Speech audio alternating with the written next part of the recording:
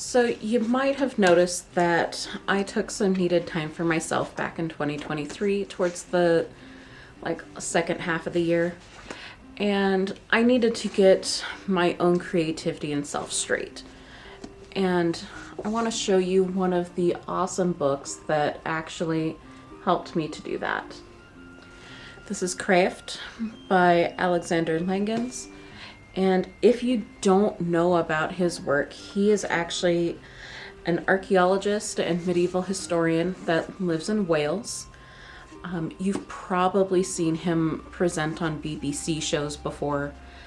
I think he was part of the Tudor Monastery Farm, Tales from Valley Green, the medieval castle one, a lot of the farming and typical country folks working the land through overtime series that they've done.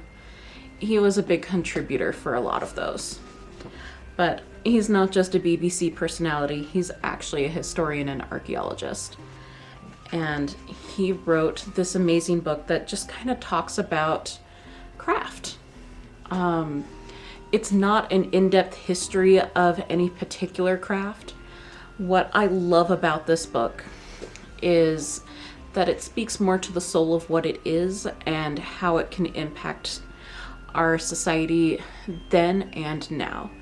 How do lessons that our ancestors have already learned come through, and how can they help us and better ourselves, our environment? Kind of redefines what it is to have and make things from the perspective of what if we reframed the Industrial Revolution and how people existed before that.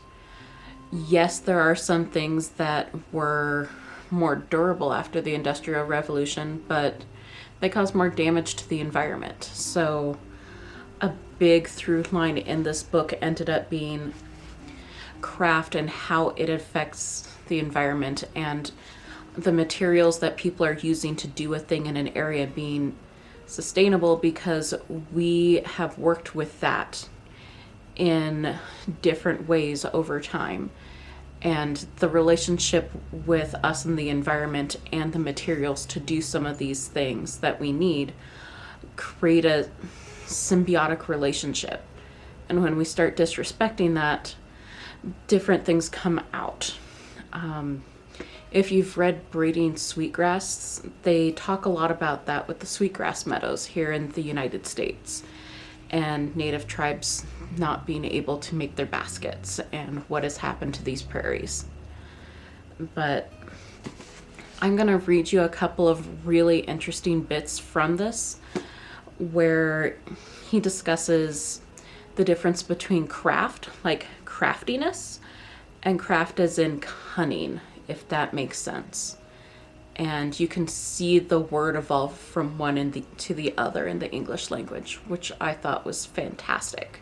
If I admired the craft of the country potter, using local reserves of clay and fuel to serve local markets, then in many ways I find the resourcefulness of Anglo-Saxon domestic potters even more appealing. It's a lesson for all of us. Studies like this force us to consider some big questions in societal development surrounding sustainability and resilience. Despite the sophistication of the Romano-British pottery, what happened when networks of clay extraction, fuel requisition, manufacture, transport, and marketing imploded?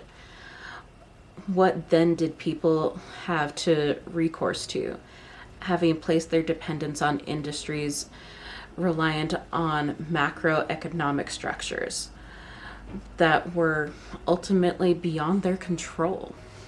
So one of the big themes that you come through to in the second half of the book is what happens if the current economic structure doesn't follow through and you're not able to go to, I guess I'm in the States, so Walmart, and get whatever you needed imported from another country. A lot of us dealt with that back in 2020 when the supply chain for different goods got super jacked up. And we had to resort back to, well, what do we have at hand, and kind of think outside of the box and develop that craftiness and resourcefulness that we hadn't had before. This book was written in 2017. It was pre-pandemic.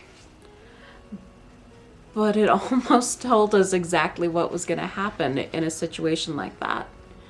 It's kind of eerie as you read through this. And one of the things that really gets underpinned is how skills are really needed in society, and how the skill and the knowledge and the ability to do a thing is essential to who we are as a community, and how we can help to move forward, not only for ourselves, but for our communities. So let's take a look at the discussion about craft. Alexander talks about a really interesting conversation with Sir Christopher Frayling, and echoed David Pye about craft is a word that starts fights, apparently among historians and linguists. It's kind of what I gathered. But even in today's versatile use of the word craft, there is only the faintest overlap with the definition craft had when it first appeared in the English language over 1,000 years ago. The Oxford English Dictionary can find no word exchange like for the Old English word craeft, and instead offers the amalgamation of power, knowledge, skill, and an extended definition where a sense of wisdom and resourcefulness are going to take over beyond the physical skill. It would seem that we really can't put our finger on what the definition of craft was in Old English. It was just a different culture. Hello. Do you want to join in craft? If you're new to the channel, this is Zoe. And Zoe says that she likes reading time because it's snuggle time. Yeah.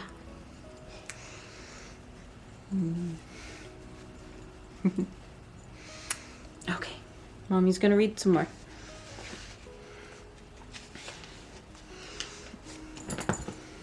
It is the inability to assign a precise contemporary meaning that justifies the ideas put forward in this book of lost knowledge, and how traditional crafts and how we use them are so much more than just making. We don't have craft in our lives anymore. Our Anglo-Saxon ancestors certainly had it, but at some point we mislaid it, and with that, its true meaning. I've kind of given you a good overview of what this book would be about, should you want to read it. Would I recommend it? Absolutely. And I have recommended it widely to a lot of my friends. Would I say it is always a gripping read that's going to drag you forward into a story? There's a couple parts that were slow. I'll be honest. But I think the message is the most important thing there. There's also an audio version of this on Audible, so I was able to listen to it like a podcast while I was doing chores around my house and working on things. So I did read some of it physically. I also read to it a lot in the audiobook, and the audiobook picks up on the diphthong that is that, which I am not really good at saying. It's probably my own regional accent. It's just not coming out right. But the performer for the audiobook has it perfectly. So on point for that one. What does this really mean for me, and why did I say that it was so pivotal for me while I was in my downtime trying to get back into making things? It comes back to the why. why am I making things? Why did my ancestors make things? And why are a bunch of you on YouTube looking to make things? You gotta find the why. There's 1,000 different books out there in business that tell you find the why and you've got your customer base. I'm just saying that from professional stuff in my library.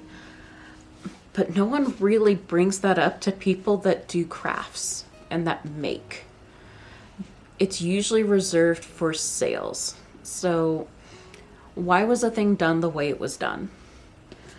And finding out that why for how some of my ancestors might have done things is one of my driving factors. That's part of why this library is back here and why I have such a wide array of different tools and I'm always trying different techniques. And that makes me really happy.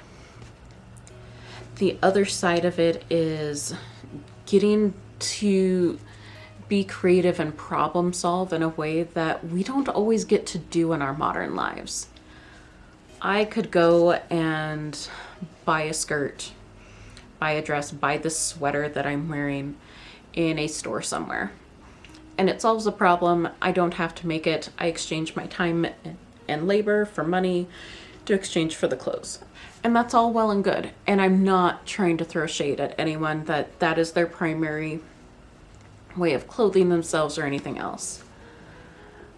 But the act of making the thing and the knowledge that imparts is really, really pivotal.